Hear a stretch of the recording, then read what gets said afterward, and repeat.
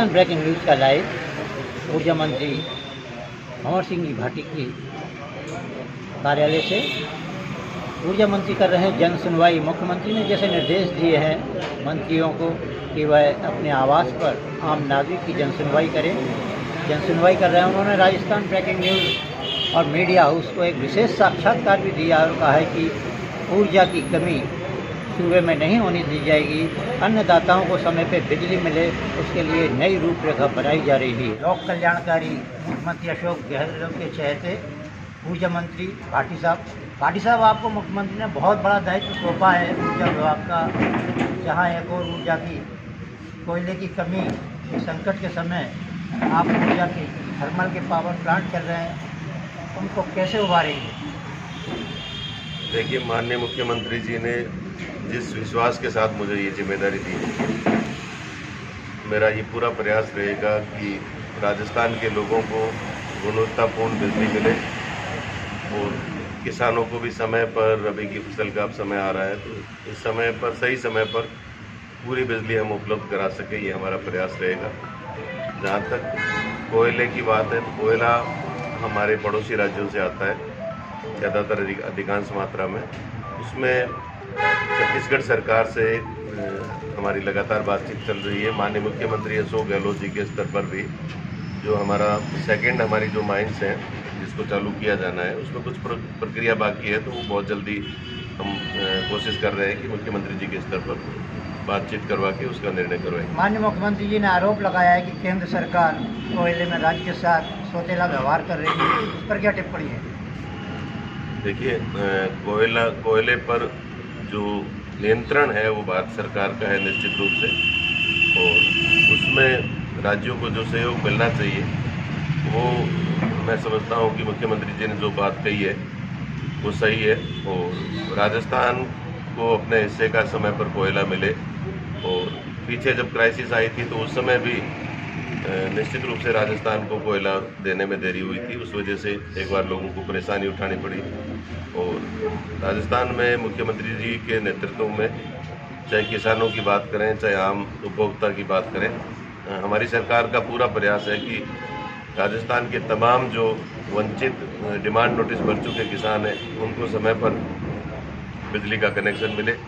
मुख्यमंत्री किसान मित्र ऊर्जा योजना जो लागू की गई है उसमें राजस्थान के लाखों किसानों के बिजली के बिल शून्य हो गए हैं। 10 HP तक का किसी भी किसान का बिजली का बिल यदि आता है तो उसका 1000 रुपये के लगभग आता है, और इस योजना में 1000 रुपये प्रति माह किसानों को बिजली के बिलों में राज्य सरकार की तरफ से छूट दी गई है। तो उससे राजस्थान के बहुत सारे जिलों के किसान प्रभावित जो है लाभान्वित हुए। और जो 2 ब्लॉक्स में बिजली देने की बात है, मुख्यमंत्री जी ने जो घोषणा की है कि हम राजस्थान के सभी जिलों में किसानों को, हमारे 2023 तक की उन्होंने कार्य योजना बनाई है, उसमें राजस्थान के 17 जिलों के किसानों को अभी दिन में हम 2 ब्लॉक में बिजली देने की स्थिति में दे रहे हैं। और आने वाले समय में और अधिक मात्रा में नए GSS बना करके और स्ट्रक्चर को सुदृढ़ करके पूरे राजस्थान के सभी किसानों को दिन में 2 बारी में बिजली देने का 2 ब्लॉक में हमारी कार्य योजना है। सूबे में कुछ जिलों में KDL जबरदस्त तरीके से लूट कर रही है। इस कंपनी के खिलाफ आप ऊर्जावान युवा ऊर्जा मंत्री बने हैं, उस पर क्या कार्रवाई करेंगे? देखिए, जो निजी कंपनियों को बिजली का चलाने का, उसका देखभाल का पूरा कई जिलों में काम दिया गया है पिछले 5-7 सालों में, तो राजस्थान सरकार का और ऊर्जा विभाग का इसमें किसी भी तरीके से वो उपभोक्ता के साथ कोई गलत उसको नहीं हो, किसी उपभोक्ता पर आर्थिक ज़्यादा भार नहीं आए, या सरकार के जो नॉर्म्स है, विभाग की जो रेट्स तय की हुई है वो पूरी तरह से लागू करवाने के लिए हमारा विभाग हमेशा इस पर ध्यान रखता है। और जो रेट्स उपभोक्ताओं से सरकारी जहां हमारे सिस्टम चल रहा है, हमारे डिस्कॉम्स की जो बिजली की रेट्स हैं वही प्राइवेट कंपनियों के द्वारा ली जा रही है। जहाँ तक विजिलेंस की बात है, उसमें यदि कहीं शिकायतें आती है तो उसको भी हम वेरीफाई करवाते हैं। और हमारा पूरा प्रयास है कि राजस्थान के उपभोक्ताओं को एक अच्छी क्वालिटी की बिजली मिले और सही दाम पर मिले। कोटा थर्मल में 7 यूनिट चल रही हैं सर, प्रदेश में कई यूनिटें बंद हो गई हैं। कोटा थर्मल के बारे में क्या कहना है? देखिए, कोटा थर्मल सहित राजस्थान में कोल बेस्ड और अलग अलग तरीके से बहुत सारी इकाइयाँ हैं।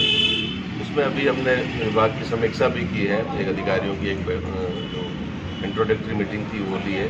दोबारा हमारे विभाग के सभी अधिकारियों के साथ बैठ कर जो यूनिट्स जिनकी आवश्यकता है वो निश्चित रूप से चलाई जाएगी। कुछ यूनिट्स ऐसी भी है जो काफ़ी पुरानी हो गई, तो उसके स्थान पर हम नई यूनिट्स की स्थापना के लिए भी हमने एक कार्य योजना बनाई है और वो भी अतिशीघ्र उसको लागू करेंगे। मुख्यमंत्री की भ्रष्टाचार मिटाओ और महंगाई घटाओ रैली में जो अहम किरदार रहा है और सारे देश में जो संदेश गया है राहुल गांधी का, उसका क्या प्रभाव पड़ेगा सूबे में? देखिए, पूरे देश में महंगाई चरम सीमा पर है और केंद्र की सरकार, मोदी जी की सरकार ये राज में आने से पहले हमेशा महंगाई को कम करने की बात करते थे, किसानों की आमदनी बढ़ाने की बात करते थे।